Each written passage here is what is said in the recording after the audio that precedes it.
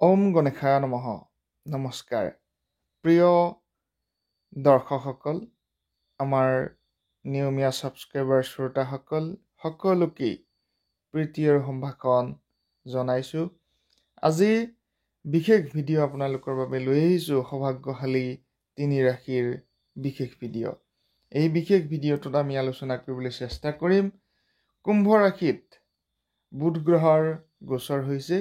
কুম্ভ ৰাশিত বুধ গ্ৰহৰ গোচৰ হোৱাৰ বাবেই 3টাকৈ ৰাশিৰ ভাগ্য সৌভাগ্যৰ পিনে অগ্ৰসৰ হ'ব বুলি কোৱা হৈছে। আৰু ইয়াৰ লগে লগে শিক্ষাৰ ক্ষেত্ৰত সফলতা আহিব বুলি কোৱা হৈছে, পদোন্নতি আহিব বুলি কোৱা হৈছে আৰু কৰ্ম চাকৰি ইত্যাদি প্ৰাপ্তিৰো সম্ভাৱনা বহুকেইটা ৰাশিৰ বৃদ্ধি পাইছে।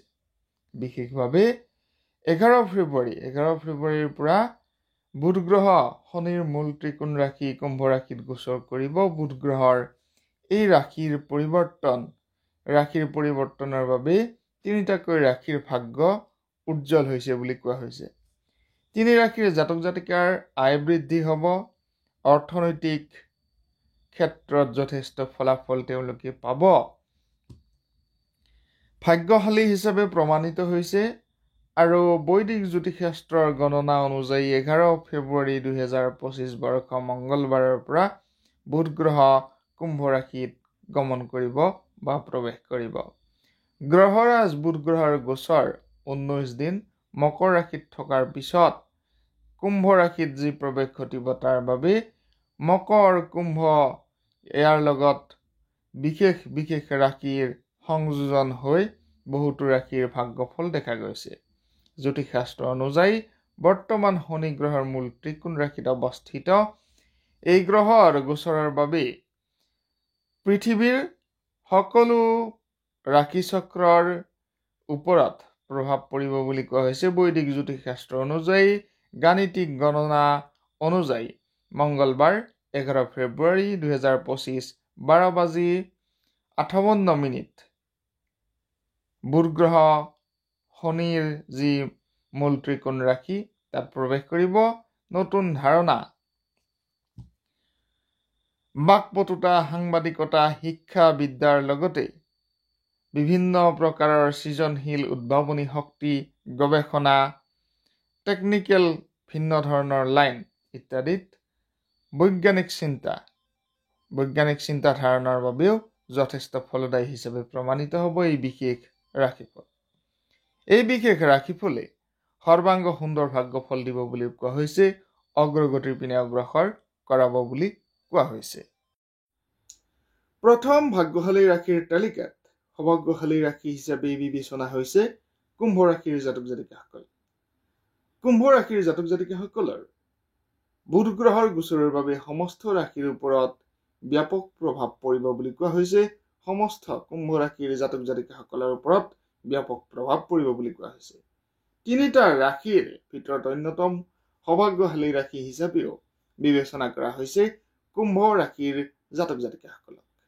কুম্ভ ৰাশিৰ জাতক জাতিকাসকলৰ বুদ্ধিমত্তা, যোগাযোগ, উদ্ভাৱন শক্তিৰ যি প্ৰচেষ্টা, এই প্ৰচেষ্টাত সকলোতকৈ উপযুক্ত সময় এয়া বুলি কোৱা হৈছে। ইয়াৰ লগত বিশেষ যি 3টা ৰাশিৰ কথা মই উল্লেখ কৰিম, এই 3টা ৰাশিৰো শুভ মংগলময় ফলাফল পাব কুম্ভ ৰাশিৰ সৈতে। কুম্ভ ৰাশিৰ জাতক জাতিকাসকলৰ অৰ্থনৈতিক ক্ষেত্ৰত উত্থান হ'ব, অগ্ৰগতি আহিব। শিক্ষাৰ ক্ষেত্ৰত অগ্ৰগতি আহিব। কুম্ভ ৰাশিৰ জাতক জাতিকাসকলৰ সৰ্বত্ৰে ভাগ্যফল দেখা যাব বিশেষ উল্লেখযোগ্য এই দিনটোৰ পৰা। সৌভাগ্যশালী ৰাশিৰ তালিকাত দ্বিতীয়টো সৌভাগ্যশালী ৰাশি হৈছে মিথুন ৰাশি। মিথুন ৰাশিৰ জাতক জাতিকাসকলৰ বিশেষ ভাল ফলাফল আছে, কিন্তু কুম্ভ ৰাশিৰ কথাখিনি কৈ ল'ব বিচাৰিছো। কুম্ভ ৰাশিৰ জাতক জাতিকাসকলৰ বুধ গ্ৰহৰ এই বিশেষ গোচৰত ইতিবাচক ফলাফল আপোনালোকে পাব। গৱেষণা, উদ্ভাৱন শক্তিৰ বিশেষ সফলতা আহিব বুলি কোৱা হৈছে। ইয়াৰ লগতে বিজ্ঞান প্ৰযুক্তি বিদ্যাৰ লগত যিসকল জড়িত তেওঁলোকৰ বাবেও বহুতো ভাল ফলাফল দেখা গৈছে। উচ্চ শিক্ষা কৰ্মজীৱনত উন্নতিৰ ইংগিত বহন কৰিছে। বাণিজ্য অৰ্থনৈতিক ব্যৱস্থাৰ ইতিবাচক প্ৰভাৱ দেখিবলৈ পাব। ব্যৱসায় সম্প্ৰসাৰণ কৰিব পাৰিব। অৰ্থৰ প্ৰবাহ বৃদ্ধি পাব। ডাঙৰ ডাঙৰ সংকল্প, দায়িত্ব, অংশীদাৰী কৰ্মক্ষেত্ৰত বহুতো ভাল ফলাফল আছে। শাৰীৰিক মানসিক স্বাস্থ্য ভালে থাকিব।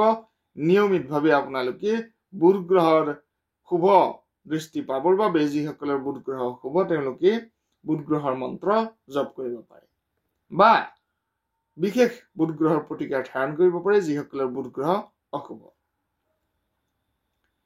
দ্বিতীয়টো ভাগ্যশালী ৰাশি মিথুন ৰাশিৰ কথা ক'ব বিচাৰিছো। মিথুন ৰাশিৰ জাতক জাতিকাসকলৰ অধিপতি গ্ৰহ হৈছে বুধ। মিথুন ৰাশিৰ গ্ৰহৰ যি অধিপতি গ্ৰহ বুধ, বুধৰ গোচৰৰ বাবে বিশেষ গুৰুত্বপূৰ্ণ ভূমিকা থাকিব বুলি কোৱা হৈছে। মিথুন ৰাশিৰ জাতক জাতিকাসকল যুক্তিবাদী বিশ্লেষণাত্মক ক্ষমতা তেওঁলোকৰ বৃদ্ধি পাব।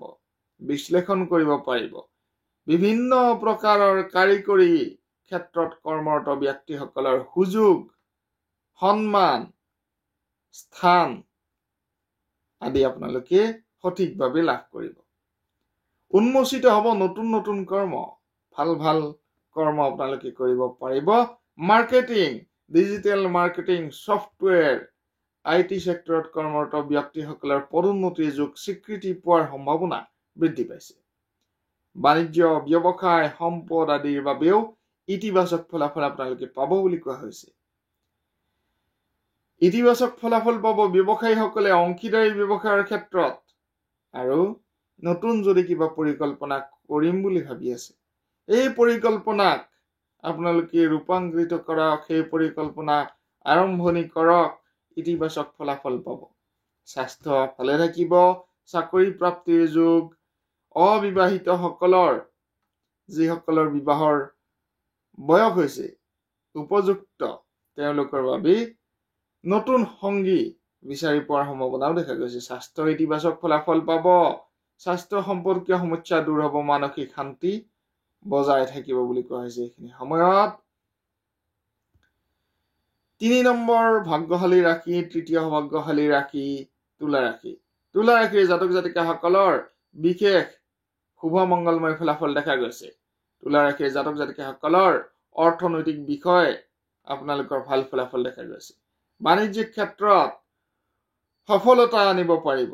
ডিজিটেল মাৰ্কেটিং, ভিন্ন প্ৰকাৰৰ কাৰিকৰী বিভাগৰ কৰ্মৰত ব্যক্তিসকল, কাৰিকৰী কৰ্ম কৰা ব্যক্তিসকল সকলোৰে ভাল। ফ্ৰিলান্সাৰ, সাংবাদিকতা ইত্যাদিৰ লগত জড়িত ব্যক্তিসকলৰ ভাল ফলাফল। কৰ্মজীৱনত ইতিবাচক ফলাফল পাব। শিক্ষাৰ বাবে শিক্ষাৰ্থীসকল, বিদ্যাৰ্থীসকলৰ বাবে ভাল ফলাফল। পদোন্নতি পোৱাৰ সম্ভাৱনা কৰ্ম কৰি থকা ব্যক্তিসকলৰ বাবে আৰু কৰ্ম বিচাৰি থকা সকলৰ বাবেও কৰ্মপ্ৰাপ্তিৰ সম্ভাৱনা বৃদ্ধি পাইছে। ব্যৱসায় বাণিজ্যত নতুন নতুন কৌশলে ভিন্ন প্ৰকাৰে অগ্ৰগতিৰ দিশ আনিব পাৰিব। প্ৰেম জীৱন সফল হ'ব বুলি কোৱা হৈছে। বিবাহৰ ক্ষেত্ৰতো সুসম্পৰ্ক, নতুন সন্ধান ইত্যাদি পোৱাৰ সম্ভাৱনা বৃদ্ধি পাইছে। সকলোৰে প্ৰত্যেকটো দিন সুন্দৰ হওক। যদি ভিডিঅ'টো চাই ভাল পাইছে শ্বেয়াৰ কৰি দিব বুলি আশা ৰাখিছো। ধন্যবাদ।